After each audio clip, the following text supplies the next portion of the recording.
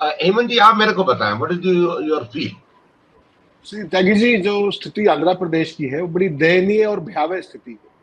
देखिए, अगर आप राजनीतिक बात करेंगे तो 2019 के चुनाव के अंदर जगन मोहन रेड्डी को 49% प्लस वोट मिला था और 175 में से 151 सीट मिली थी। हिस्टोरिकल मैंडेट है।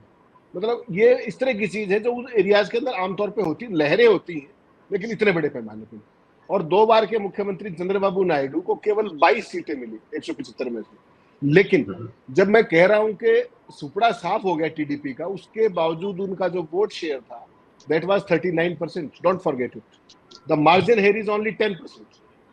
दूसरी बात, ये तो उनकी पॉलिटिकल सिचुएशन है।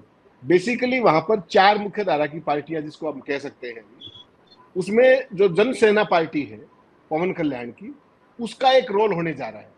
और वो ओपनली ये कहते घूम रहे हैं कि मैं किसी भी सूरत में दोबारा से जगन को वापस नहीं आने दूंगा, इसके लिए चाहे मुझे जो भी करना पड़े। और मैं बीजेपी को, वाईएस इसका अपने क्या नाम है, टीडीपी को और अपनी पार्टी, हम तीनों मिलकर लड़ेंगे और 2014 वाली सिचुएशन होगी। ये तो है पॉलिटिकल बात। लेकिन इसमें समस्या क्या है कि जहां तक भारतीय जनता पार्टी की बात है, भारतीय जनता पार्टी का जो वोट शेयर था 2019 में, दैट वाज ओनली 0.96%। 0.96%। और वहां बीजेपी के बहुत ज्यादा एक्सपेंशन की उम्मीद और कोशिश इसलिए भी नहीं है, या स्कोप इसलिए भी नहीं है, क्योंकि जो जगन मोहन रेड्डी है वो बीजेपी का एजेंडा हर तरीके से अभी तक पूरा करते आए हैं। बीजेपी का एजेंडा क्या है कि राज्यसभा के अंदर उनको आउट एंड आउट सपोर्ट मिले, और बाकी कोई भी टेक्निकल सपोर्ट जहां भी चाहिए होती है वो उनको देते ही है बिना कहे। Now the question is, what are the real issues of the people in Andhra Pradesh? The single largest issue there is the bankruptcy of the state. They are on the verge of bankruptcy for the very simple reason, 54,000 crore रुपया हर साल जो freebies में जा रहा है, for 54,000 crore. As rightly pointed out, 2.25 lakh crore annually. मैंने आपको बताया कि 2.25 करोड़ रुपया उन्होंने कहा कि हमने बांटा। 5 साल के अंदर जो हर साल का 54,000 करोड़ रुपए का फ्रीबीज का बजट आंध्र प्रदेश के अंदर। तो अब स्थिति क्या है कि आंध्र प्रदेश में कल्याण तो आप कर रहे हैं, लेकिन इंफ्रास्ट्रक्चर, विकास और एम्प्लॉयमेंट, ये कहीं दिखेगा नहीं आपको।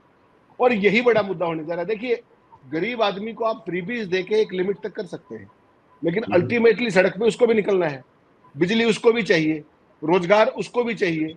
रोजगार कहां से आएगा? रोजगार इंफ्रास्ट्रक्चर डेवलपमेंट के साथ आएगा, फॉरेन डायरेक्ट इन्वेस्टमेंट के साथ आएगा, आपका तमाम तरह की चीजें हैं। दिक्कत सबसे बड़ी क्या आ रही है कि जो एक तो उनके पास जो साधन है जगन मोहन रेड्डी के पास, व्यक्तिगत तौर पर financially he is very very sound. दूसरा, उनके पास एक लिगेसी है अपने फादर की। तीसरी जो बात इसमें महत्वपूर्ण है वो ये कि सेंटर उनको आउट एंड आउट सपोर्ट कर रहा है, कितना भी फाइनेंस चाहिए, कुछ भी चाहिए, और बहुत ज्यादा शोर शराबा भी होता है।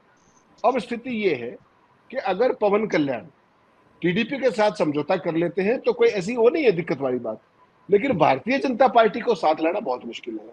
कारण क्या है कि टीडीपी के जो चंद्रबाबू नायडू हैं, उन्होंने 2019 में गलती की थी। जब उनका अलग अलग हो रहे थे दोनों स्टेट, आंध्रा और तेलंगाना, तो उन्होंने कहा कि नरेंद्र मोदी जी, हमें स्पेशल इकोनॉमिक स्टेटस दीजिए आंध्र प्रदेश को, स्पेशल कैटेगरी स्टेट। उन्होंने वो दिया नहीं। तो उसके बाद चंद्रबाबू नायडू ने जो शब्द प्रयोग किए भारतीय जनता पार्टी और नरेंद्र मोदी के खिलाफ, वो भारतीय जनता पार्टी आज उस सूरत का आनंद ले रही है। उनको जगन मोहन रेड्डी हर तरीके से सूट करते हैं। और जहां तक अपोजिशन पॉलिटिक्स का सवाल है, अकेले टीडीपी कुछ नहीं कर सकती, क्योंकि कल्याण जो लाभार्थी की पॉलिटिक्स जो नरेंद्र मोदी दिल्ली में करते हैं कि आप कुछ करते रहिए, लाभार्थी मेरे साथ है, वही एक वर्ग उन्होंने क्रिएट कर दिया जगन मोहन रेड्डी ने आंध्र प्रदेश के अंदर। अब त्यागी जी, इसमें समस्या क्या है? ये जो पॉलिटिक्स है फ्रीबीज, ये आपको वोट तो दिला सकती है, but this is not a progressive politics.